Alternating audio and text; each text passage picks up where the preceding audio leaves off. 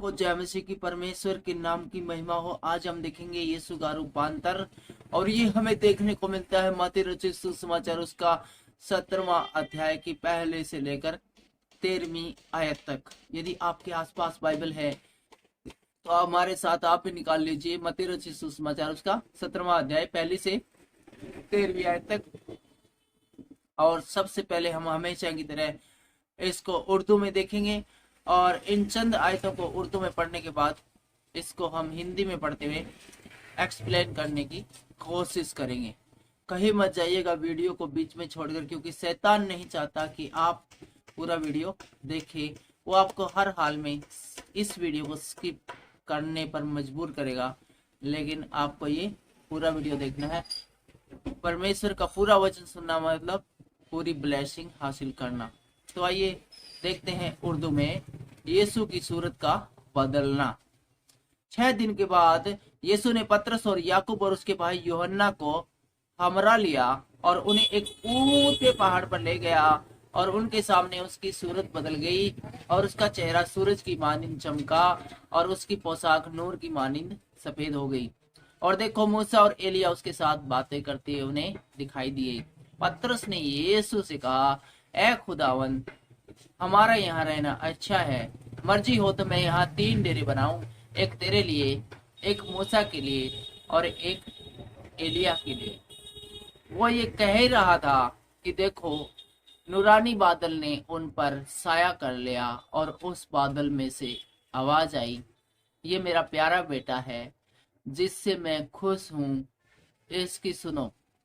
शागिर्द ये सुनकर मुंह के बल गिरे और बहुत डर गए। यीशु ने पास आकर उन्हें छुआ और कहा, उठो, डरो मत। जब उन्होंने अपनी आंखें उठाई तो यीशु के सिवा और किसी को न देखा। जब वो पहाड़ से उतर रहे थे तो यीशु ने उन्हें ये हुक्म दिया, जब तक इब्ने आदम मुर्दों में से जी न उठे, जो कुछ तुमने देखा है किसी से जिक्र न करना। शागिर्दों ने उससे पूछा, फिर फकीह क्यों कहते हैं कि एलिया का पहले आना जरूरी है?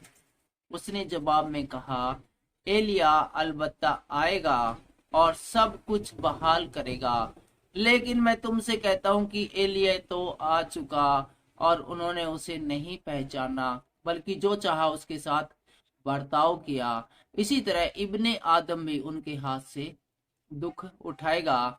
तब शागिर्द समझ गए कि उसने उनसे यूहन्ना बपतिस्मा देने वाले की बाबत कहा है। परमेश्वर का वचन उर्दू में सुने जाने पर परमेश्वर आपको आशीषित करे, बलवंत करे। अब हम इसको हिंदी में पढ़ते हुए इसको एक्सप्लेन करने की कोशिश करते हैं। यीशु का रूपांतर हम देख रहे हैं मत्ती रचित सुसमाचार उसका 17वां अध्याय की पहले से लेकर 13वीं आयत तक। पहली आयत में लिखा है, 6 दिन के बाद यीशु ने पतरस और याकूब और उसके भाई यूहन्ना को साथ लिया और एकांत में किसी ऊंचे पहाड़ पर चले गया।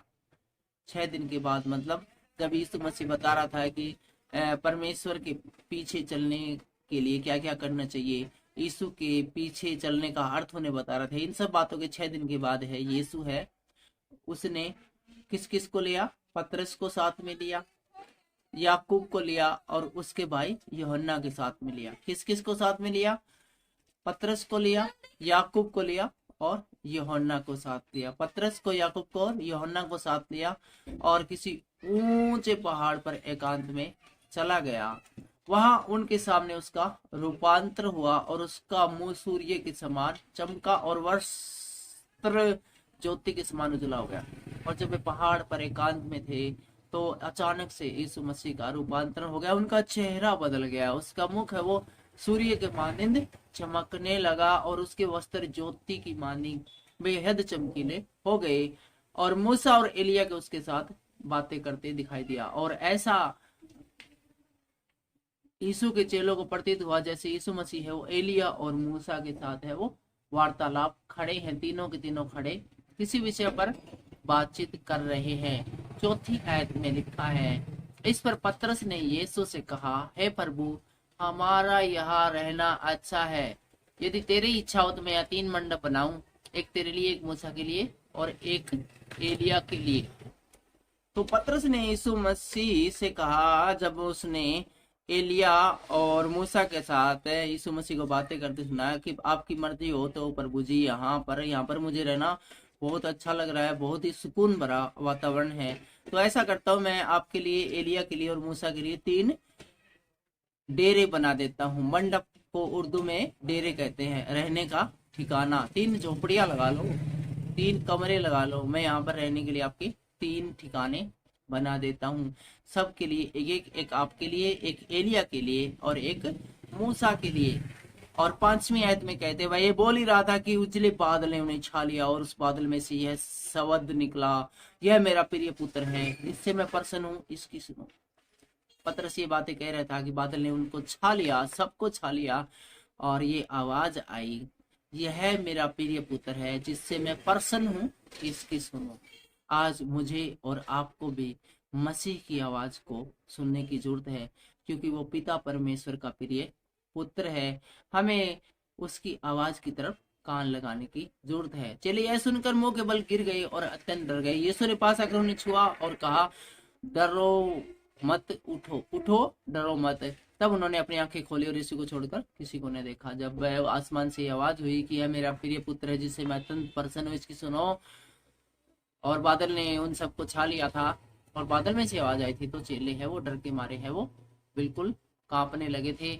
और लेकिन यीशु ने उन सबको छू कर कहा कि भाई डरो मत, मैं हूँ। जब उन्होंने आंखें खोला तो यीशु के अलावा उसके सामने कोई भी नहीं था। जब वे पहाड़ से उतर रहे थे तो यीशु ने उन्हें आज्ञा दी, जब तक मनुष्य का पुत्र मरे हुए में से जी न उठे तब तक जो कुछ भी तुमने देखा सुना है किसी से नहीं करना। यीशु मसीह बोला, भाई किसी से आगे जिक्र ना करियो, आज वाली घटना का।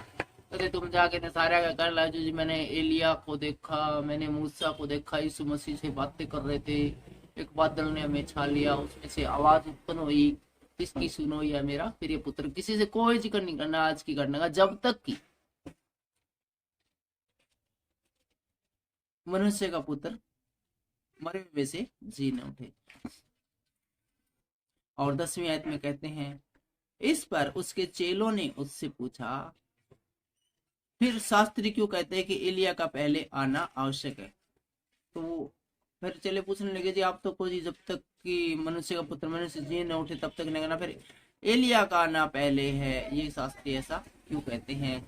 यीशु ने उत्तर दिया, एलिया अवश्य आएगा और यह सब कुछ सुधारेगा, परंतु मैं तुमसे कहता हूँ कि एलिया आ चुका है और लोगों ने उसे नहीं पहचाना, परंतु जैसा चाहे उसके साथ है वैसा ही बर्ताव किया।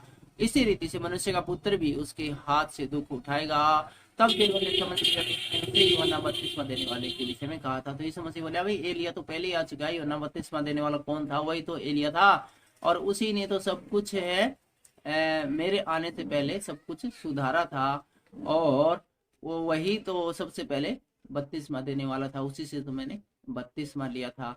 मेरे आगे आगे मार्ग उसी ने तो तैयार किया था। और इसके बाद है जब यीशु मसीह ने उनको ये बात बता दी तो उनके समझ में आ गई कि प्रभु यीशु मसीह है वो यूहन्ना बपतिस्मा देने वाले के बारे में यहाँ पर बता रहे थे। परमेश्वर का वचन सुने जाने पर परमेश्वर आपको आशीष दे, बलवंत करे। सबको जय मसीह की जय है।